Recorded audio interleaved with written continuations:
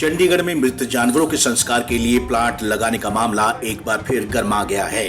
चंडीगढ़ के बीजेपी अध्यक्ष अरुण सूद भी डड्डू माजरा के लोगों के समर्थन में उतर आए हैं। उनका कहना है कि आबादी वाले एरिया में ये प्लांट लगाना सही नहीं है, लेकिन वहीं इस पर अरुण सूद ने ये भी कहा कि उन्होंने हैदराबाद और नासिक में इस तरह के प्लांट को देखा है।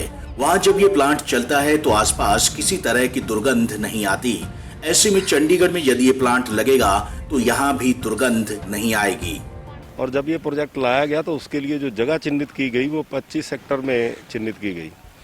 और तब ये बात आई कि कुछ लोगों ने जो डड्डू माजरा निवासी हैं या आसपास के एरिए के लोग हैं, उन लोगों में शायद ये इस बात की शंका हुई कि डड्डू माजरा में पहले से डंपिंग ग्राउंड है, डड्डू माजरा में प्रोसेसिंग प्लांट है, शमशान घाट है, तो उस वजह से उन लोगों को लगा कि शायद ये एक और चीज़ जो है यहाँ पे जो एयर पोल्यूशन है और तरह का पोल्यूशन है उसमें ये इजाफा करेगा, और उन लोगों में एक भ्रम फैला और उन लोगों ने इसका विरोध किया। तो भारतीय जनता पार्टी ने उस वक्त के हमारे मेयर राजेश कालिया जी ने तय किया कि हम लोग जो हैं वो लोगों को बात को समझते हुए कि चलो वैसे तो उसमें कोई किसी प्रकार की बदबू नहीं आती, कोई पोल्यूशन नहीं फैलता, लेकिन फिर भी अगर लोगों की इच्छा है तो डड्डू माजरे के लोगों के साथ पहले भी जाती हुई है, तो इस कारण से उनकी भावना को समझते हुए हमने उसको एक कमेटी बनाई। आशा जायसवाल जी जो पूर्व मेयर हैं, काउंसलर हैं, उनकी अध्यक्षता में एक कमेटी बनी काउंसलर्स की, जो दूसरी जगह पे कहीं पे इसको आबादी से दूर कहाँ पे इसको शिफ्ट किया जा सकता है।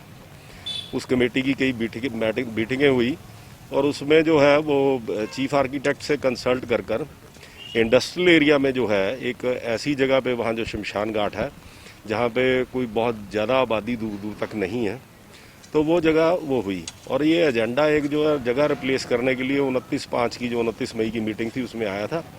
उस एजेंडे में सिर्फ इतनी बात थी कि इंडस्ट्रियल एरिया में ये प्लांट लगाया जाए। वहीं उन्होंने कहा कि इस समय देश महासंकट की स्थिति से गुजर रहा है। यदि ऐसे में किसी को नौकरी से निकाला जाता है या फिर सैलरी नहीं मिल रही तो वे अपनी शिकायत दर्ज करवा सकते हैं। ऐसा नहीं है जी, मैंने अभी भी बापूधाम का विषय आया था, मेरी परसों एडवाइज़र साहब के साथ, फाइनेंस सेक्रेटरी, होम सेक्रेटरी, इनके साथ एक मीटिंग हुई थी। बापूधाम के हमारे काउंसलर दिलीप शर्मा भी उस मीटिंग में मौजूद थे। तो हमने ये विषय उठाया था कि जो आपने कंटेनमेंट एरियाज़ हैं वहाँ के लोगों की नौकरी ना जाए।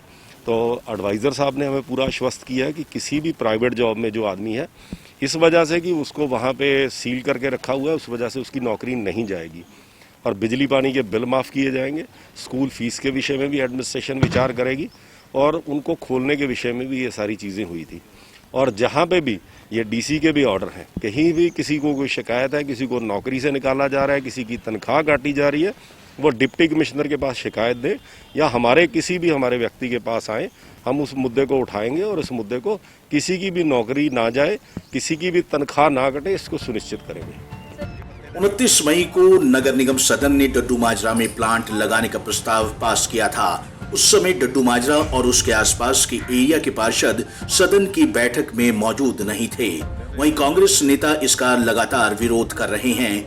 अब देखना होगा कि मृत जानवरों के संस्कार का प्लांट डड्डू माजरा में ही लगाया जाएगा या फिर इसका स्थान बदला जाएगा।